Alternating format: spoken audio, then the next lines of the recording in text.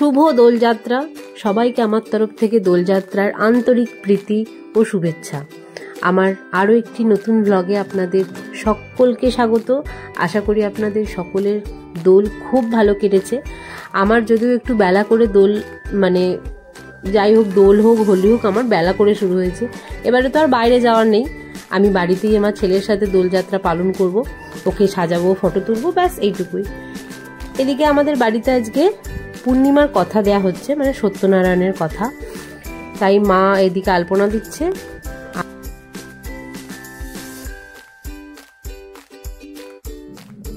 এই যে বুনি কাটছে ফল।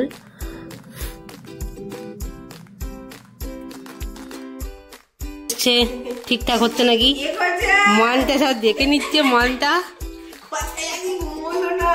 সব দেখে নিচ্ছে, মনটা দেখে নাও তো, সবকিছু দেখে নিচ্ছে তো, তুমি দেখে নিচ্ছ মনটা।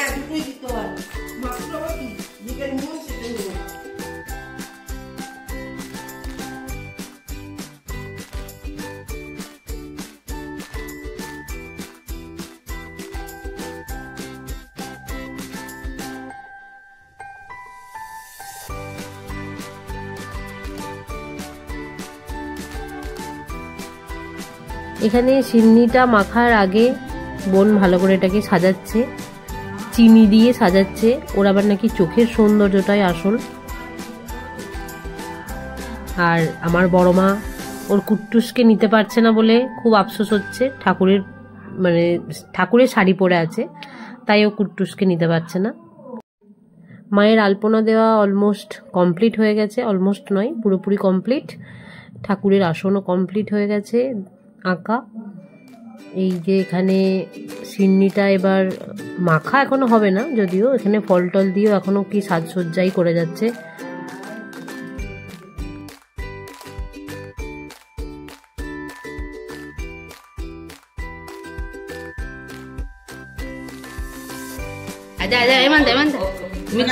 তুমি সবাই কাটা দেখে নিচ্ছ?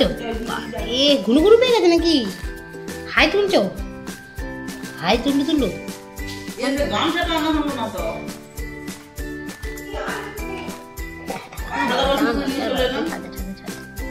ও সবাইকার কাজটা দেখে নিচ্ছে। এদিকে দিদা কাজ করছে, ওদিকে মিমি কাজ করছে, শোনো বাবা সবাইকার কাজ দেখে নিচ্ছে। মানে এদিকে তাকে, এদিকে তাকে।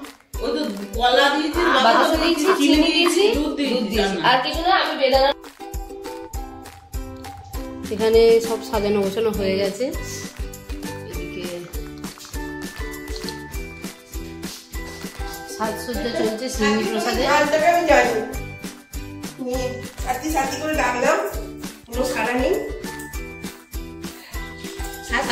আসছে নাকি?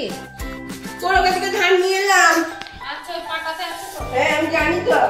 সাথে সাথে করে ঢাকলাম, ছাড়া নেই, নিয়ে চলে। তুমি সিধেটা সাজাইলো? হ্যাঁ, সিধেটা নিয়ে আসি। এমন আর কলিয়া আছে নাকি দেখতে? পুজো হয়ে গেছে, নারায়ণকে নিয়ে চলে গেছে। আমি মাঝখানে আর আসতে পারিনি।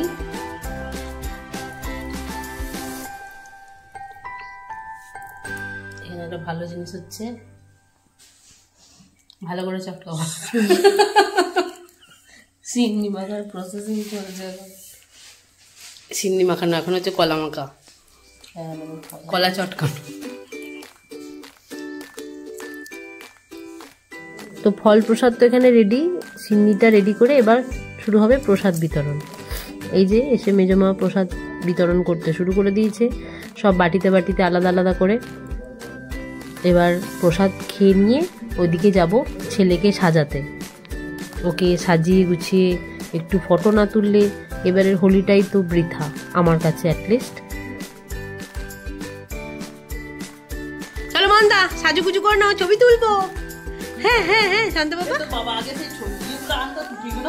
হ্যাঁ, ওই টুপিগুলো আর নেই না, তাহলে ভালো করে সাজানো যেত। তুমি সাজবে, একটু একটু ছবি তুলবে, অত কান্না কান্না করতে হবে।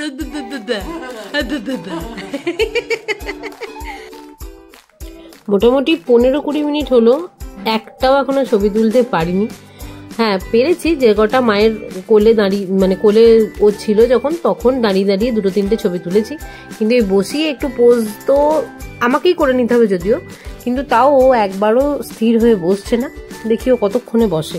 ও করবে না, ওকে রংটা হাতে দেওয়া হচ্ছে না, ওই জন্য কাউকে হ্যাপি হোলি বলবে না। সোনা বাবা হ্যাপি হোলি,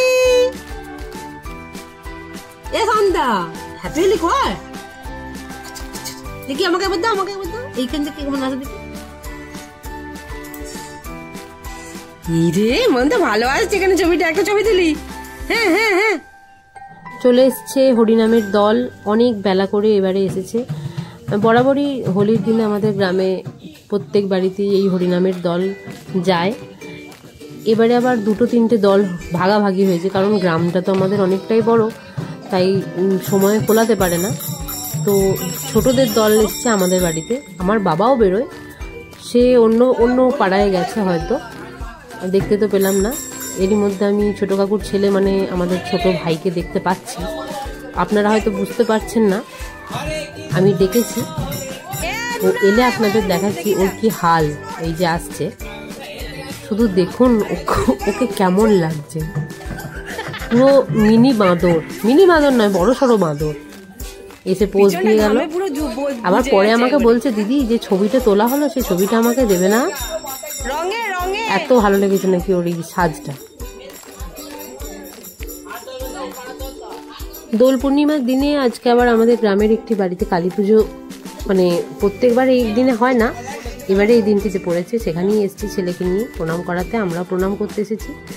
তো চলুন আজকে ভিডিওটি এখানেই শেষ করছি। ভিডিওটি ভালো লাগলে অবশ্যই লাইক, কমেন্ট, শেয়ার করতে ভুলবেন না। এবং আমার চ্যানেলে যদি কেউ নতুন হয়ে থাকেন অবশ্যই চ্যানেলটি সাবস্ক্রাইব করে দেবেন এবং আমার পাশে থাকবেন। আশা করি খুব শিগগিরই আবার নতুন একটি ব্লগ নিয়ে আসবো। তো ততক্ষণের জন্য টাটা।